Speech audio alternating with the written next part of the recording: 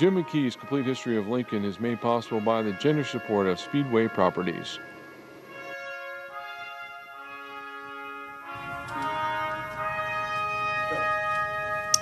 Good afternoon and welcome to the Preservation Association of Lincoln Brown Bag Lecture Series. My name is Eileen Burke and I'm the coordinator of these brown bags. If you are interested in these programs, please join our membership. You can go to preservelincoln.org to join. This is the third of a series of lectures with Jim McKee. Support for this series is provided by Speedway Properties. Please join me in thanking Speedway Properties for their generous support of the videotaping and other expenses associated with this series.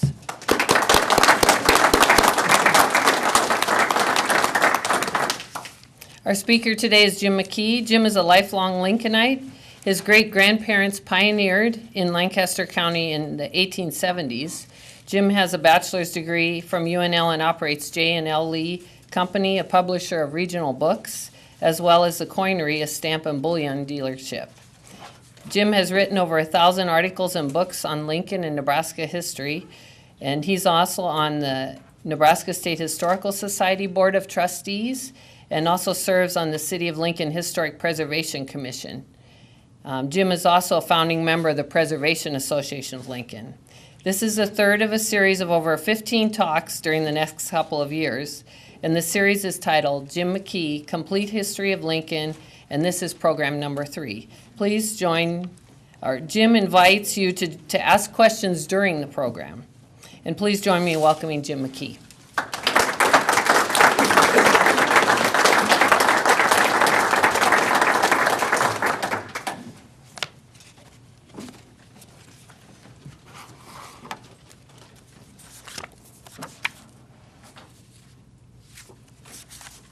Okay. Somehow or another, the cards got slightly shuffled, but we will make it up as we go. Okay. This is, I think, the slide that we ended on last time, and I wanted to pick it up again this time to start with it because I think we did not talk about the tree behind the house. And of course, this is a painting probably done well after the life of the cabin. We have some interesting descriptions of the cabin, so I think it's fairly accurate, and I may be duplicating a tiny bit of what I said last time, but the cabin stood on 14th Street, probably about where the alley is between the Bennett Martin Public Library and the 3-story Chapin building, which stands to the north. Behind the house, however, is a tree. And the tree itself is interesting in that it is probably the first planted tree in the city of Lincoln. No way to prove it, of course, but the tree was taken from land which belonged to Mr. Hilton, which is later going to be given to the state of Nebraska as the site of the state penitentiary, and it was a maple switch, he called it. He brought it and planted it behind the house, and subsequently he will move it several times. He's going to move within a year of 1867. And this just shows you about where the cabin was. In fact, there is a bronze tablet on about the second pilaster back to the south on this building, the Chapin building, which notes that in the summer of 1864, Luke Lavender built the first cabin to be built in the confines of the original plat of the city of Lincoln. The tablet stands directly above the dug well. We know that the dug well was there because when they sunk pilings to build the building, they actually found the well was still there. The rest of it is questionable, the accuracy of it. We know it was not the first cabin, and we'll see in a minute an actual photograph of the first cabin, whereas this is just a painting depicting the cabin. The tree was picked up and moved to the southwest corner of about 24th and L Street. Very specifically, it's noted. This would be in the softball diamond area directly to the northeast of Lincoln High School. It's a park in there today. And every year, the Lincoln newspaper, either the Star or the Journal, would send a reporter out to report on what they called the Grandpappy tree, in other words, the first tree. In 1957, Warren Andrews was the assistant city forester. He and the city forester went out with a reporter and a photographer to take a picture of the tree and write the annual story about the tree. They could not find the tree. In fact, the tree was gone. It had been cut down the previous fall by the Lincoln Park Department in order to build a parking lot. The parking lot would be to serve the baseball diamonds. So the tree did not survive, and our first tree is gone. And of course, I like to make great light of it because it's a silly story anyway, because maple trees don't live very long, and it was probably on its last leg. But to say the parking lot replaced the tree is also too bad, because they never built the parking lot. It turned out there was no curb cut allowed, and so the parking lot didn't get built. And not only did we lose our first tree, but we didn't get the parking lot. But as I said, maple trees don't live that long anyway. Now that leads us into the building of the first Capitol building, which we know is on the, I think we decided 80 acres that was transferred to the state of Nebraska. I'm looking at Matt to nod, and I can see whether you nod or not. I can see that much. To build a Capitol building. And the Capitol building will sit on a roughly 10-acre, 4-square block tract of land. All of the tracts of the 4 square blocks that we talked about last time are all very similar. They run between 9.5, 10, maybe a smidge over. But because some of the streets in Lincoln are 120-foot streets, all 4 square block tracts of land are not exactly 10 acres. But nonetheless, this is where the first Capitol, the second Capitol, and the third state Capitol all will be built. The first thing we're going to do is immediately after Lincoln is considered to be the state capital, the first state capital of Nebraska, they will let bids. August the 28th of 1867, bids will be let to build a new Capitol building to cost not more than $40,000. The bids are opened October the 10th. There is only one bid. And in fact, some of the sort of anecdotal stories say that the state of Nebraska, because there was no money in the treasury when it went from territoryhood to statehood, zero. The only way money comes into the treasury is, first of all, they can sell some of the land that's been given to the state by the federal government so that money can come in that way, or taxation could occur. So you have a blink of an eye moment when the treasury for the state of Nebraska is zero. So one of the anecdotal stories says that they saved up money until they had enough to buy a want ad in the Chicago Tribune, because at that point in time, architects in Nebraska were not thick on the ground. Apparently there was one in Nebraska City and maybe one or more in Omaha City, but not really interested in making a drawing for the Capitol building. So we will accept the bid of the architect John Morris from Chicago as being the only one that submits a bid. Ultimately, his $40,000 bid will be increased to about $49,000, some say $50,000 for various reasons. But the next thing that he will do is present this plan to the state for consideration. And I think he probably had this plan in his portfolio. Like a minister always has a bucket of sermons he can dip down into. He must have had this plan because he comes up with it fairly quickly. And immediately on presenting it, everyone realizes this building cannot be built for $40,000. So he's going to have to adjust it. And the 4 sort of smaller turrets around the edge or towers around the edge will just disappear. It'll become a rectangular building. The next thing that will be done will be advertised for a contractor, and ads will be placed in the local papers. But again, ultimately they'll have to advertise in the Chicago Tribune, because although there are contractors in Nebraska, they're pretty busy mostly building Omaha, which is growing very fast, Nebraska City and so forth. So they only again get one bid from a contractor. And again, he's from Chicago. His name is Joseph Ward. He will come on November the 10th, and they will start not exactly construction, but they will dig a well, is one of the first things they do.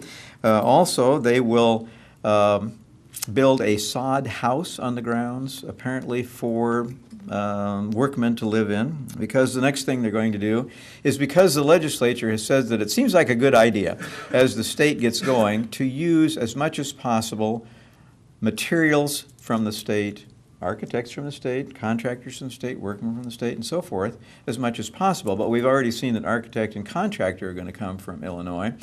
Now we're going to start looking for stonemasons. One of the first things he looks for, and discovers that he can't really find any that fit his bill, so he sends back to Chicago for 8 stonemasons. Sometimes it's 10. The numbers that come out of these are always a little bit flexible, but let's go with 8. That's one of the recorded instances. He sends for 8 stonemasons to come from Chicago.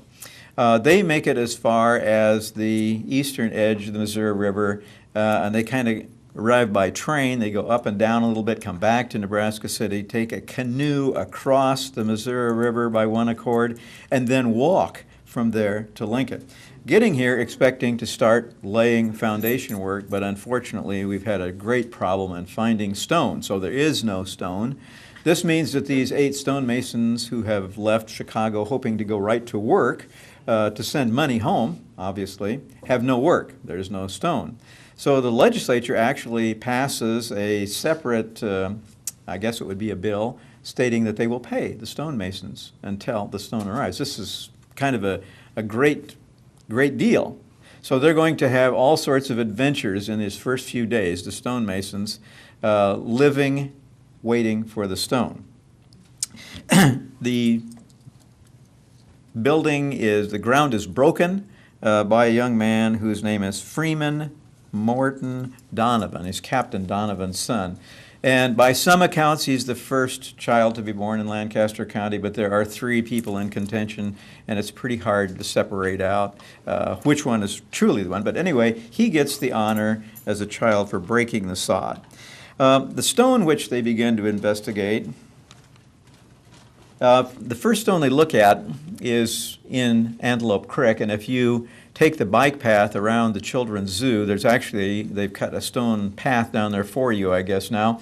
You can see this outcropping of stone, but it proved almost at once to be too soft a limestone to be used for the foundation work, but we'll see that even though it was soft, it's going to be used for another construction job in Lincoln, which still stands today, so it wasn't as bad as they thought it would be. The next stone they looked at was owned by a man by the name of Mr. Mills, apparently, and this was called the Roca Quarry. He offers them stone free. You always have to be suspicious of that, if they will just simply move it to the site. This stone was considered by many to also be too friable. In other words, it was too soft and would easily break. So the contractor and the architect send a man on horseback to ride around the area to try and find suitable stone for a quarry. In the meantime, we're already beginning to build a foundation with some of this stone, even though it doesn't do any good. But they find a quarry called Hurd and Gray, or Hurd and Guffey, or Hurd and Gaffney, or Hurd and several things, H-U-R-D, which he advertises as fine magnesia limestone, and he's used that stone to build the first church building in Beatrice. So it has a record. The quarry is near Holmesville, Nebraska. Holmesville no longer exists, but it's near Blue Springs, which almost doesn't exist, and it's near Weimar, which is fading fast as well. But that quarry will be where a lot of the stone comes from. They then contract with the Gilbert Livery Stable, which is on the southwest corner of 9th and O, to move the stone. They're going to be empowered to hire as many wagons and as many drivers as it takes to get that stone moved quickly into Lincoln so that construction can be begun. We have a lot of very, very poor pictures which show the very early construction of the Capitol, and I will belabor you only with this one. We can see that it's going up. They don't show very much at all. One of the things the contractor will have to do is he was planning on using brick in some of the interior of the building, but brick proved to be an early problem because there was no brick manufacturing. And we'll see later with the university how they get around this by actually burning brick. But rather than do that, he gets permission to use stone on the interior of the building as well as the exterior of the building. So we'll skip directly to the building in completion. This is probably the photograph that we see most often used to depict the Capitol as it's completed. This is the west elevation of the building. The Capitol faced towards the setting sun, which was, I guess, kind of a tradition in public buildings, particularly capitals. The wagon in front is not a stagecoach, it's what's called a herdic, H-U-R-D-I-C or H-U-R-D-I-K, and think of it more as a taxi cab. Primarily it was used to bring people to the Capitol from the depot. And at that, we won't have that until 1869, so we know this picture is not taken in 1867. Additionally, we know it's not that early because we can see, Robert, yes, sir. Have you ever heard a name ascribed to the hill or knoll of land on which the Capitol site is? I have not. Have you seen anything which, the question was, what is the name of the hill or the knoll on which the Capitol sits? And I do not know. I've never seen anything, and fairly early maps don't seem to refer to it, but that's a good question. Okay. We can make something up. Well, it's Ripley Hill. Okay. All right. Jim, I thought according to Jim McKee that the first trains came into Lincoln in 1870. 70, correct. Yeah, the Burlington got here in 1869, the first train in summer of 1870, correct. So this, you're correct. This obviously, Wayne, would have to be in probably 1870 bracket. And it's probably even more ascribed to 1870 because the Burlington and Missouri River Railroad, we'll see in a minute, when they get here, after they get here, they take photographs not only of the building, but also from the cupola of the building, literally all the way around. So good call. We can also see a couple of things in this which date it later, and that is the picket fence around the building. And we can see on the left-hand side somebody's left the garage door open. That's probably Peter Cooper's house, which stood directly to the east of the Capitol building.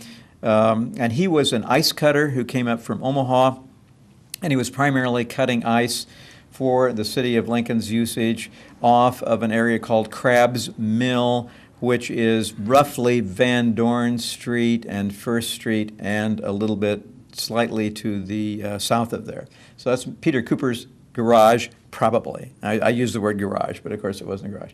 Peeking around the building to the right is the Kenard House, which is extant, and behind it on the south half of the same block that the Kenard House sits on is Mr. Gillespie's house. Matt.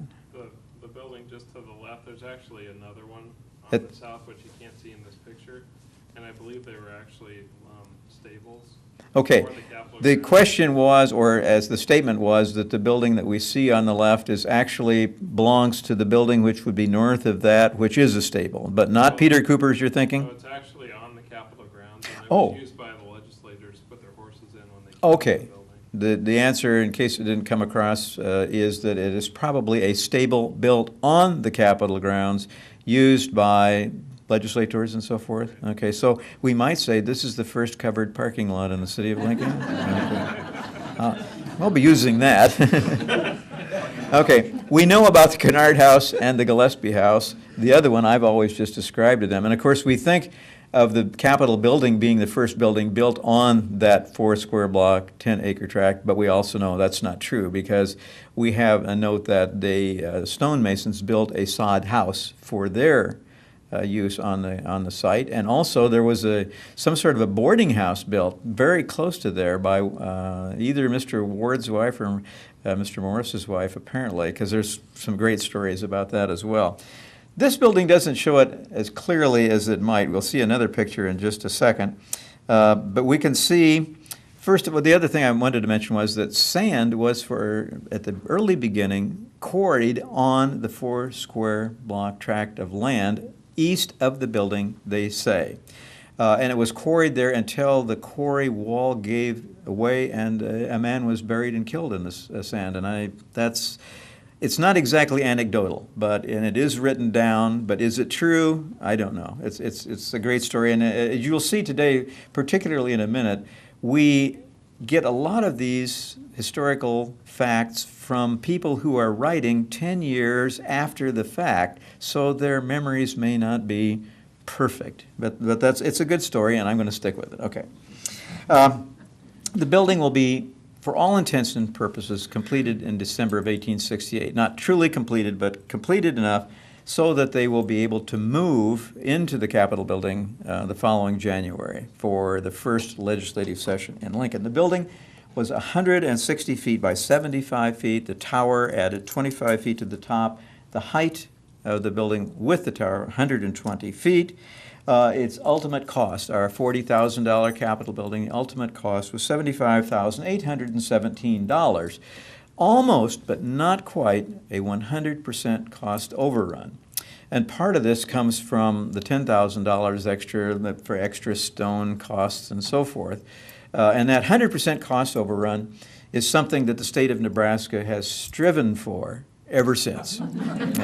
And it seems like quite often they come pretty close. So the building is completed.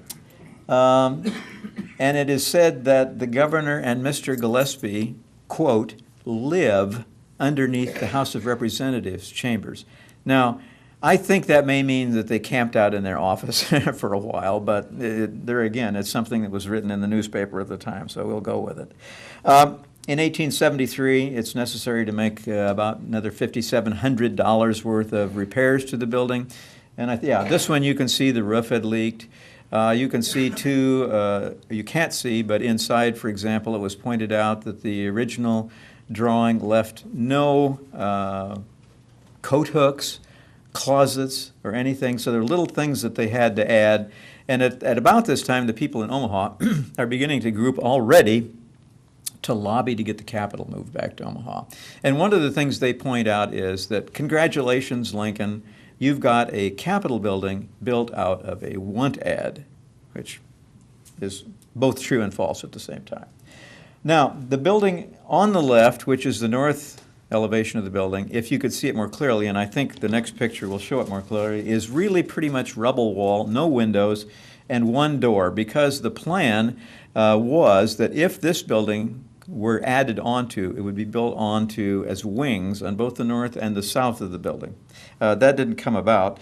1873, as I said, they had to make a lot of repairs, but back in 1871, 2 years earlier, Governor Butler, who had been reelected at that point in time, it said was looking out his window one day from his office, looking over the vast city of Lincoln, and noticed that it was raining.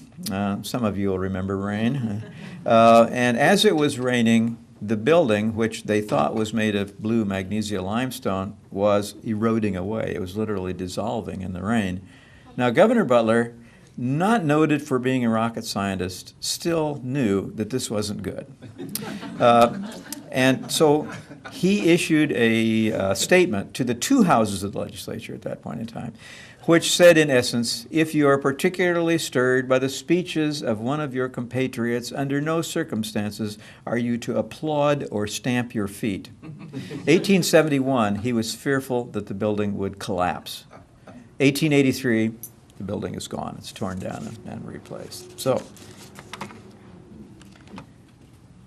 I guess we don't have another picture. I thought I had another one. In fact, I thought I had the picture that you had, Matt, which makes it a little clearer, that rubble wall and the stone on the sides. What's left of the Capitol building today? Really, as far as we know, two artifacts, both of which are in the State Historical Society. One is the front door key, and the other is the lacquered metal ball, which was on top. The only thing that was saved at that point in time, which didn't last very long, were the front doors, and they ended up on a barn somewhere near Ashland and just kind of went away. And there was also a stone house which was built just off of the Platte River, really about where I-80 runs, and on the east side of the bank there, which purportedly took some of the stone and used it, but it seems like kind of a stretch. We really don't think that stone lasted much at all after that. So we mentioned that the Burlington and Missouri River Railroad is going to get to the city in all intents and purposes July of 1870. And one of the things that they did for the city of Lincoln was take a series of photographs, and I don't have a complete set of these photographs. And Tom, are those pictures still on up on the second floor of the Kenard house in the northeast corner bedroom? Yeah. Okay, so if you want to see all of the pictures that they took, they have been put around the bedroom in the Kenard house, second floor, northeast corner. And they're placed so that, or they were, so that they would be approximately where you would be looking out at them today. And they have indicated on those pictures whose house they are and so forth. So I won't go into the great detail. This picture is taken as part of that group from the Capitol building, looking towards the northwest, over the city of Lincoln. And we can see a few things here. We can see a series of poles. These are not telephone poles per se, they are telegraph poles, because the only thing that connected the city of Lincoln at that time with the outside world, electronically, if you will, was the telegraph that ran to the Burlington and Missouri River Railroad Depot. These poles ran to a telegraph station in the Capitol building and just wandered off towards the northwest. They didn't go along streets at all. We can see just vaguely one of the original windmills, and ultimately there will be a dozen or so windmills in Lincoln, supplying the city with fresh water. Because as you'll remember, Lincoln sits in this bowl, which was the Great Salt Lake in the area. Roughly it went to the east to about today's 70th Street. It went to the north roughly to about Superior Street, and really went to the south and towards the east in an unidentified sort of land. But it covered all of this area with a saltwater inland sea, which slowly receded, becoming the remnant is Capitol Beach Lake today, or the Capitol Beach Lakes, and the two little lakes that straddle the interstate just northwest of the city. So saltwater was what we have here. And if we just casually drill a well in downtown Lincoln today, we're still going to get salt water. So the original water was obtained by wells sunk to a very specific depth, about a foot of glacial water, which ran from the north out towards Denton. And they said that that is prehistoric glacial water. So we ought to be able to bottle that and sell it for a fortune, shouldn't we? That's what we're captivated with water. And of course, water is immediately a problem in any growing city. We don't live on a navigable stream, or really a stream with enough water to supply us with fresh water. So the city of Lincoln is going to be confined by one thing, water, originally. And unless you can supply fresh water, you can't have people living. So we'll see what happens through the years as we do drill wells and then ultimately have to start getting our water from Ashland. That's in the future.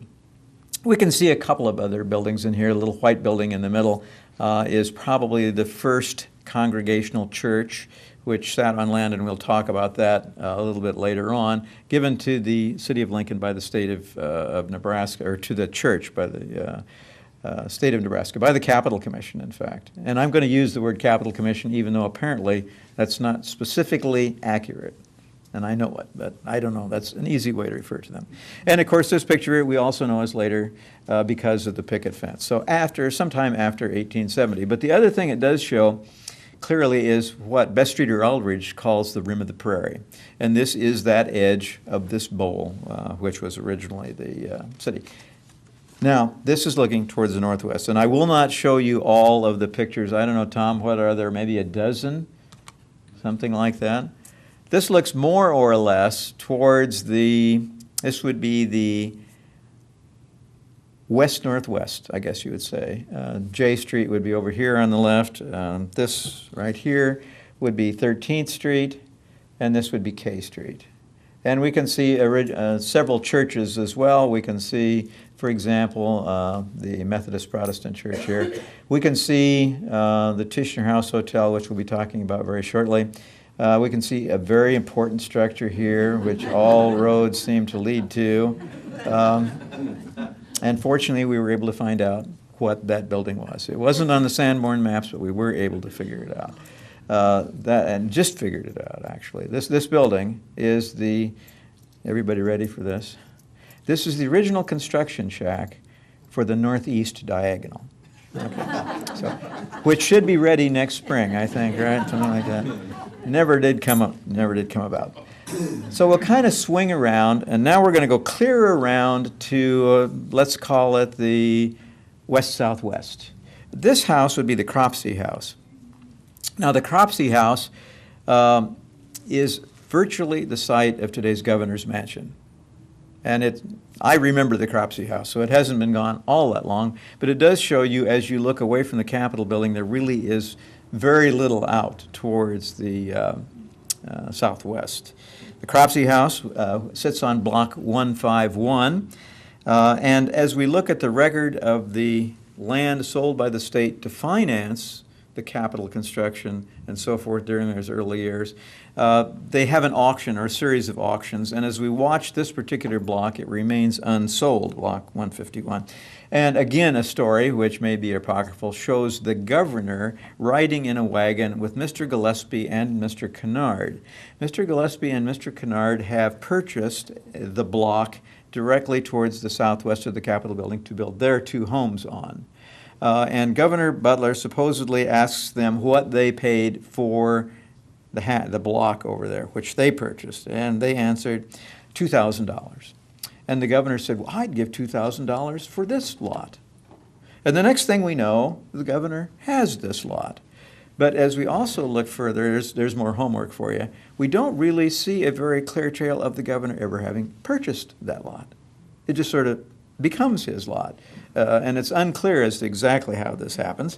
But at any rate, Governor Butler will then sell the north half of the block, 12 lots, to Mr. Cropsey for $2,400. Now, either he has a $400 profit from purchasing the block, or he has a $2,400 profit. It's as I said, it's a little bit unclear. And that was in 1870. Then that same year, and this picture shows the house in construction. There are no glazing in the windows, for example. A 15-room, it doesn't look big, but it's a pretty good-sized house, 15-room house of brick and stone. Mr. Cropsey will figure in to the city of Lincoln in that his son will probably be one of the people who moves the Capitol's furniture and records from Omaha to Lincoln. Probably. Luke will be. We have to start saying probably here because we really get into a lot of different stories about that. The house will be bought by, in 1876, Edmund Fairfield. And Edmund Fairfield, of course, be the chancellor of the University of Nebraska. In 1898, it will be bought by John Wright, W-R-I-G-H-T, who was a flaxseed dealer. And I believe he was also the mayor of the city of Lincoln. In 1934, the house will be written about by Bess Streeter Aldrich in a book, Spring Came On Forever. And if you read that book, she has a history of the house, which is pretty good, and it seems to be fairly accurate about its construction. By 1950, when I remember the house as a small child, it sat empty. Then in 1956, it was raised at the same time we start talking about the new governor's mansion. Let's see if we got one more picture going around. Yeah, this is the house as I recall it. It's, of course, had its cupola removed, and it's becoming, not derelict, but kind of worn at the edges, let's say, to be nice about it. Huh? Now, in this picture, we are looking again at one of the Burlington, Missouri River Railroad pictures, this time looking almost directly towards the southeast. And now we can see this little house here. This, I think, is Peter Cooper's house. And I made the flying assumption that that house was, or that appurtenance was his. But it would have been this side of it, and obviously it's gone by this time. It's been torn down. The large house in the middle we all recognize, and yeah, Matt. Did the brick for the Kenard house is brick? Is that right? No, the question is the Kenard house brick or stone? For the most part, the Kenard house can be stone. Okay. The other one, the Cropsey, looked like it was brick. Did that all? It had brick in it, and by 1870 we are, if we're not firing brick in kilns, we are manufacturing that very soft, porous brick, which we'll begin to talk about with the construction of the first university building, which was made, and of course you got plenty of clay. If you've ever tried to plant anything, you know we've got plenty of clay. And in fact, Yankee Hill Brick is still quarrying clay in the close area. But what they did was they would find as hard lumber wood that they could find. They would lay it on the ground. And a good source of hard lumber was from, at that time, Germantown, Nebraska. Actually, to the south and west of Germantown, there was an oak, sort of a forest there, which they will mine to build the city of Lincoln. But also they will take some of that, they will lay that on the ground, then they will lay green brick on top of the wood, Then they'll lay and surround that with more oak or whatever lumber they can find, trees, whatever, set it on fire. And this will burn the brick. And of course, that's how we're going to build a lot of our, and we do have a building in Lincoln, which I think is probably still built of a burned brick, and that'd be the Seton and Lee building. Very, very soft brick, because it isn't fired. Well, we've drifted away here. But primarily, the Kenard House's masonry was not only stone, but stone, we are told, quarried from Antelope Creek. So that stone that the capital contractor and architect turned down as being too friable maybe wasn't as bad as we thought. It certainly is, because if you go down into that stone, you can see it's just sandstone. You can literally carve your name in it with a soft knife. So how that goes, we're not sure. We do know that the timber for this house, a lot of it came up from Nebraska City. We know that at Nebraska City, there was quite a bit of timber. There was walnut, and I am told that, for example, the shutters and part of the interior of the living room are from walnut, which was cut at Nebraska City. Now I'm looking at Tom for verification. Also, there'll be even lumber by this time being milled lumber coming up by steamboat to Nebraska City brought in. And also, there was a lot of just lumber on the islands and around Nebraska City that was also brought in to build the city of Lincoln. But stone and later brick, as we begin to set up a number of brickyards, that will become the favored material. This shows the house with the kitchen wing on the back or towards the south, and the Gillespie house, which sat directly behind it. That's Mr. Gillespie, of course. They are two of the Capital Commission members. Kenard House still sits. It does not have its kitchen wing on the south. The Gillespie house burned, I think, 1926, burned down, and of course it has been built in with houses as we see them today. We can also see, as we look out towards the southeast, nothing. Remember, the streets are kind of all there, laid out in your brain, just numbered streets, but they were building houses wherever. And if you get out into this area, you find a very old house. Sometimes the house doesn't face the street, or it doesn't sit right on the street, so you can tell some of those houses are older. That pretty much tells us that view. A later view, not a Burlington, Missouri River Railroad, but shows how trees are beginning to be planted. The picket fence has come up around the house, and the picket fence that is there was made from pickets from the original fence, which were discovered in the attic of a house down there someplace. Just Art Dershner, the architect, to put the Kenard House back together, told me that they were found in an attic, but I don't know what attic it was, but this still shows the Gillespie house as well. And later on, Mr. Gillespie's wife will die, and when she passes away, Mr. Gillespie will move to the house to the left and build it, which will later be known as the Hagenau House, which is now one of our beautiful ground-level parking lots. And to the right, we can see now the Ferguson House has come along, because we can see the stone corner of the fence, and we can see the cupola is gone. Pretty soon, the front porch will be gone. We'll see it used as a boarding house, as a fraternity or sorority, and so forth, as well as a private individual home. It was restored in 1965. It's known as the Statehood Memorial, owned by the State Historical Society, and you can contact the office here for a tour, and Tom will go over and open the house up for you and give you a tour. So this is the only one of the three Capital Commissioners' homes still standing in the city. And they're an interesting story in themselves, because the Capital Commission, when they chose Lincoln, and there's about to be the auction, one of the things that the legislature stipulated was that the Capital Commission was not to bid on any lots in the city of Lincoln. The legislature's thought was that if they bid, it might sway people.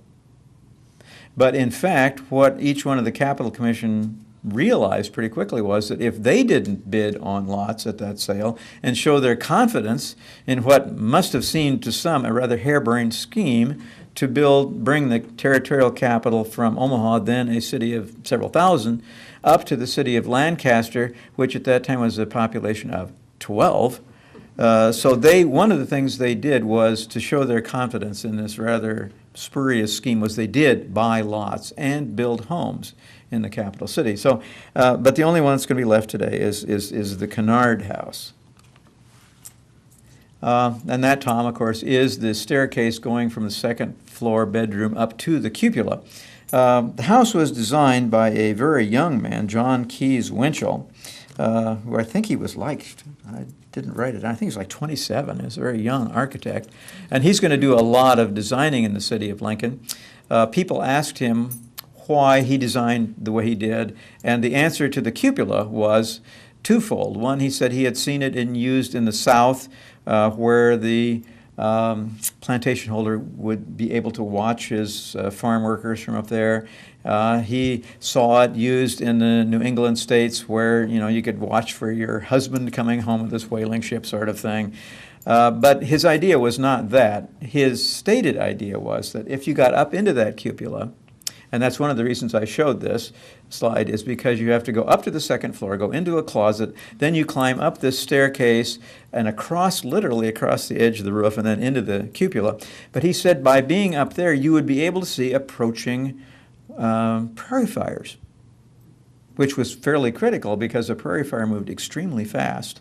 But my point is, if you did go from the ground floor up into the second floor, up into the bedroom, up into the closet, up into the staircase, over the roof, and into the cupola, and then back down again, by the time you got back down, the prairie fire would not only gone over the top of you, you would be a charcoal briquette yourself. So I don't know. It was a good idea. But he will use that on another house at least in the city of Lincoln too. But this shows you it's a perilous trip, and that's one reason why you'll have to pay extra to Tom to get you to take up there.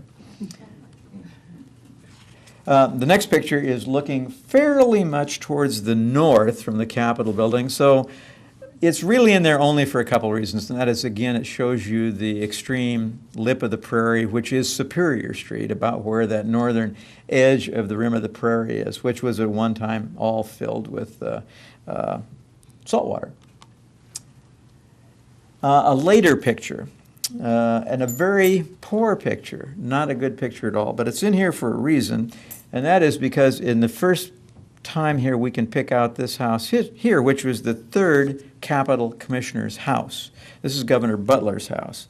Governor Butler's house the address would ultimately come to be 1501 South 7th or 7th Street between Washington and Garfield, and we're not absolutely clear whether it faced to the south or the east, but probably towards the east.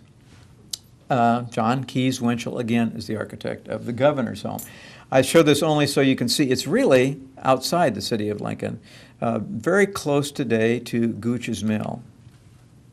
This is the house a little bit closer up, and you can see that you can almost see the similarities in the architecture with the Kenard house and the Butler house. It is about 50% larger in terms of square footage, so it's much really larger.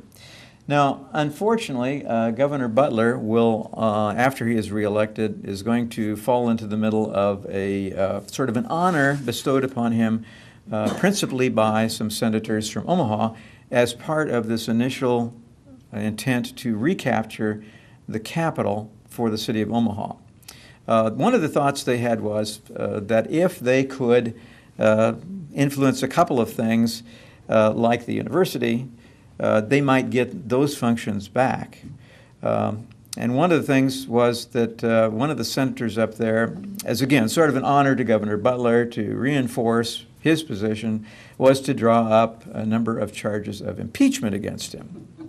And when these charges were drawn, they were shown to a man by the name of Edward Rosewater, who was the owner and editor of the then largest circulating newspaper in Omaha and the state called The Bee. And The Bee will later be acquired and absorbed into the World Herald.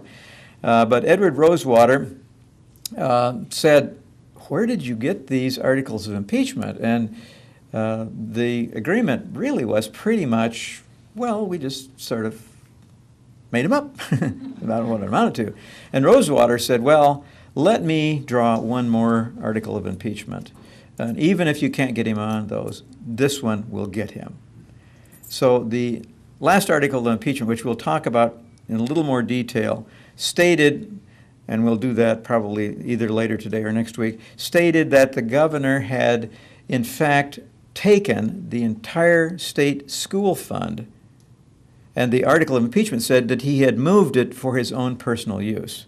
This is not true, but the governor did move the state school fund, and he did it for another purpose, to ensure that the city of Lincoln would be viable. But the governor had no justification for moving the state school fund. This was not within his domain. He couldn't do it, but he did it. So this is one of the charges against him which will stick, and he will be impeached and removed from office. Matt? Do you know if this Butler house, did it use Freer stone for the window headers? Okay, the question is, did the Butler house also use Freer stone in the capitals, the sills, and the door frames? Don't know. There might be somebody who does know, who lived right next to the house. Jerry, not Berger, and I'll try to pursue that for you. We have no reason to think it didn't. Freer stone, we discovered more in detail when Art Dershner was bringing back the Kenard house and reconstructing it. We do have a fairly good reason to believe that this is the first use of Freer stone on the Kenard house in the state of Nebraska, certainly in the city of Lincoln. And they were so unsure of Freer, F-R-E-E-R, that's probably somebody's name, of Freer stone, that they immediately capped most of it with metal. And so Art Dershner, one of the things in reconstruction was he removed the metal from the Freer stone and discovered that it was in perfect condition. So I don't think there's any of it that's still capped. They've exposed the Freer stone. Today, coming from the 1869-70 period, where it was the first use of it, today we could practically look at any house constructed in Nebraska, and we would find it contains Freer stone, but we call it cement block. So, but we think this is the first, and it's a reasonable, good question to assume, or to ask and to assume, that since he used it in the Kenard house built at the same time, that he probably did use it in this, but we have no reason to know. So, Governor Butler is impeached, removed from office, and sent back to his home in Pawnee City with his tail between his legs. The house sells then to a man from England who is Earl Jones, who is called Lord Earl Jones, but apparently in researching him, he was not a lord at all. This was a name which the citizens of Lincoln gave him as being evidently a little bit uppity and a little bit above his station, so they called him Lord Earl Jones. But he took the house and he established a cattle grazing around it, which had been pretty much farmland probably by the governor, but he started grazing cattle on it. Lord Earl Jones didn't stay too long. I like to think he left for California because he didn't like the winter weather, which seems to happen to a lot of people early on. But by now looking at another area in Lincoln in 1905, we find a golf club is established on the northwest quadrant of 27th and A Streets. This would be across the street to the west from the Children's Zoo and the WPA old zoo building right there. This was put together by a number, probably about a dozen Lincoln businessmen. And this golf course, it was a tiny little house which they used as a clubhouse, and it ran from A Street to the north down to about where the Sunken Garden is today. We don't even know whether it was a 9-hole course or an 18-hole course, but we know it got started about then. It's going to be sold from Lord Earl Jones to the same group of individuals who will rename it.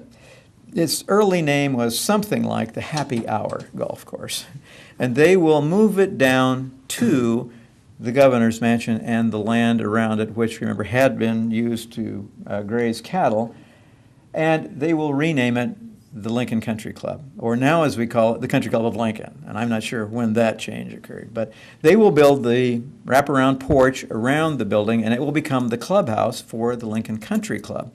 And they will institute a golf course where the cattle had been roaming around. And also, what else will happen at that time?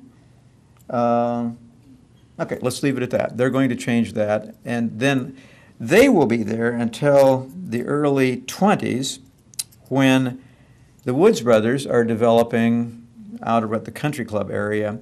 And the Woods brothers will engineer a deal to trade the old country club land with the new country club land so that they will move the country club from 7th and Washington to its present location. The Woods brothers will share in the construction of the original building, which is still, I think it opened in 23, the building. The golf course I know opened the year before that, but that original building is still there, 23.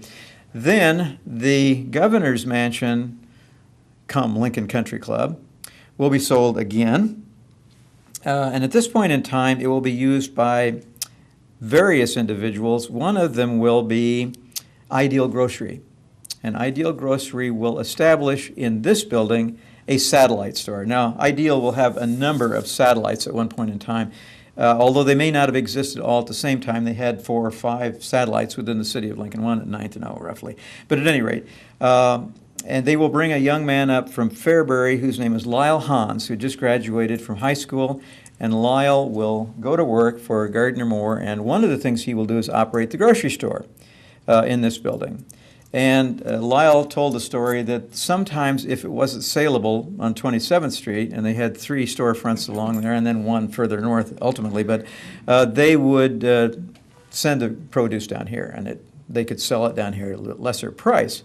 But maybe the most fascinating story, which is told by Lyle Hans and is supported actually by actual physical records, and that is that a man by the name of Earl May will come in and establish also in this house a sort of a satellite to a radio station, which he has in Shenandoah, Iowa, which we called KMA. So KMA will have a studio in the same building, and they will have one man there. They will produce programming there, and Lyle said that one of the things that would happen was, because there's only one person in the KMA studio there, that if he was on the air and he had to briefly leave the studio for whatever purpose, Lyle would go over from the grocery store and keep his eye on the radio station.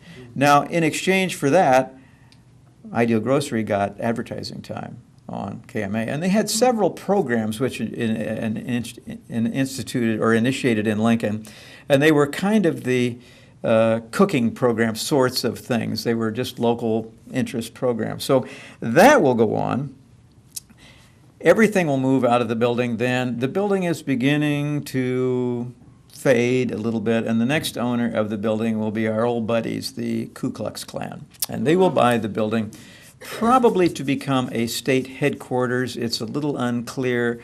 The very prominent family in Lincoln will buy it, and it will become, for a very brief period of time, the Ku Klux Klan's popularity went up like this and just died within almost a handful of years, 2 or 3 years.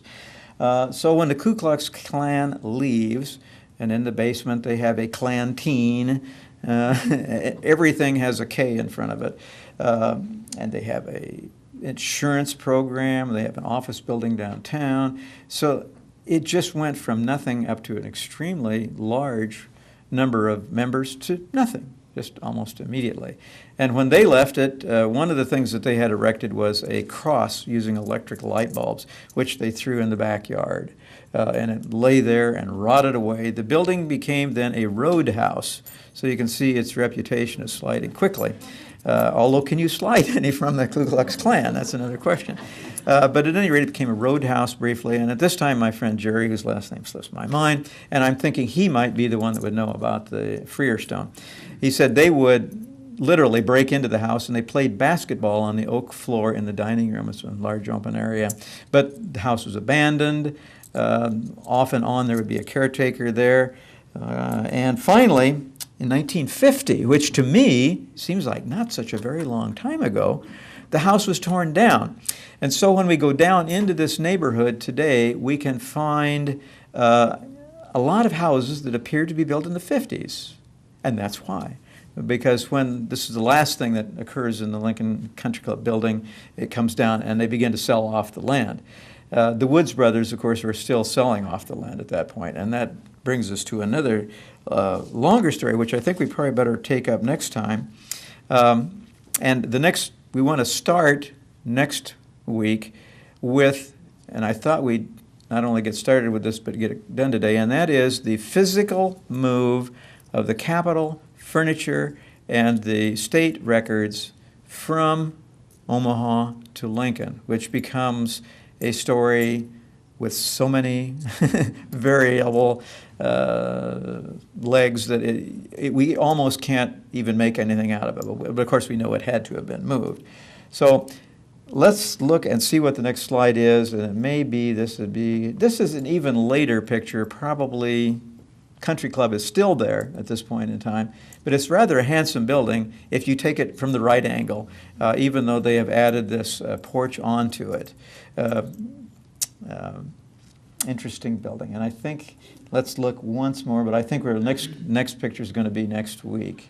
Yeah, we'll go back to that picture next week, and John will try to remember where that this is the last picture and see what it is. So let's open it up for questions then. If maybe we've answered most of them already, but are there any questions? And if you, yeah, Bob, yeah. The location of the tree you referenced would have been Lavender's. Right, Luke Lavender's tree.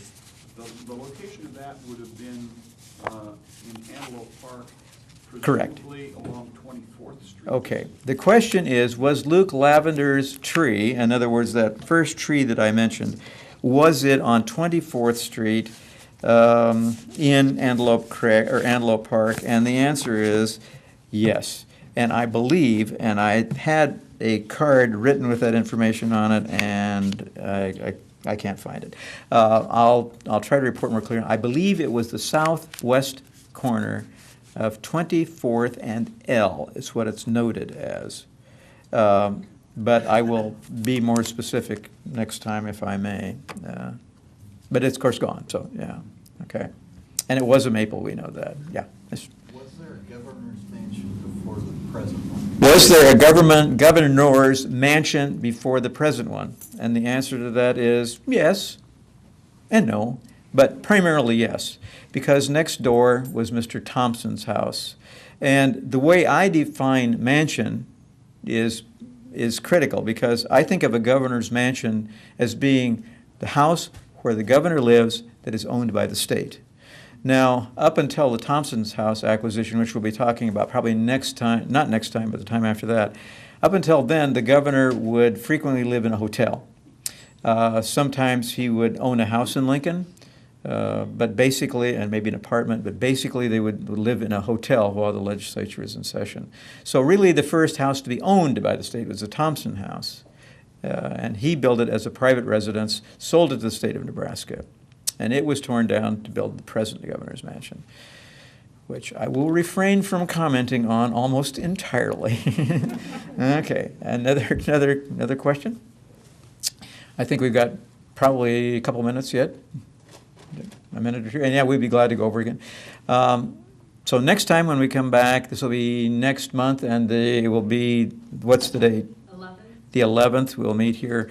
That'll be the 5th session, and we will talk about, first thing, the 5th session. The 4th session, that's right, this is the 3rd. The first thing we'll talk about is moving the state records. Roxanne? What's on your tie? What's on my tie? You might well ask. Well, it's a QR code. The question is, what's on my tie? You see that? And it's a QR code. And we tried to access it, but apparently the Wi-Fi in here, did you finally come up with it? We are just in the very early stages of putting together now a committee for the sesquicentennial. And that's the reason I didn't get involved in the 125th anniversary, because I can't pronounce quasquicentennial. No. But the the sesquicentennial will be 2017. And in order to do that, because at present there will be no state funds involved, we are establishing a fundraiser to attempt to get enough money so that we can get the committee going, knowing that we only have 4 years. We need to get going on it.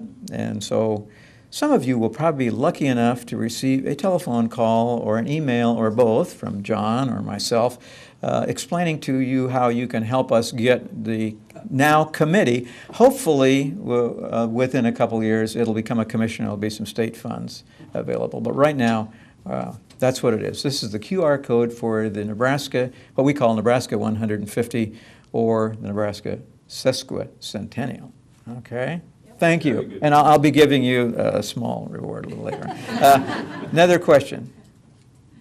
If not, we thank you for coming. We will see you again roughly a month from today.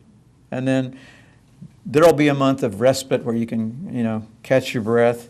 Then probably in about the 6th, we'll start talking about the University of Nebraska. So I'll be looking at Kay for all my guidance. We'll be forgetting Matt and Bob, and we'll moving over to Kay for our extra guidance. And with that, Eileen, unless you have something else, I think that will. John, did you have something? Anything else? No. Nothing? Okay. We thank you very much for coming.